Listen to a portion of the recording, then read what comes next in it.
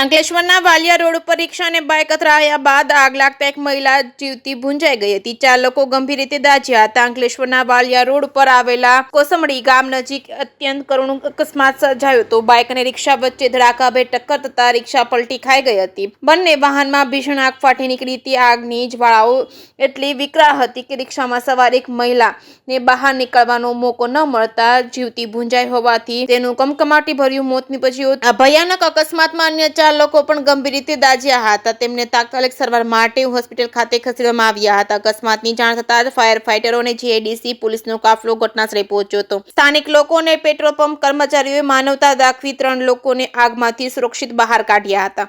આ ઘટનાના પગલે હાઈવે પર લાંબો ટ્રાફિક જામ સર્જાયો હતો। પોલીસે અકસ્માતના ચોક્કસ કારણો જાણવા માટે તપાસ હાથ ધરી છે। જે કે સિંહ ગુજરાતી સાથે કેતન મહેતા, ભરૂચ।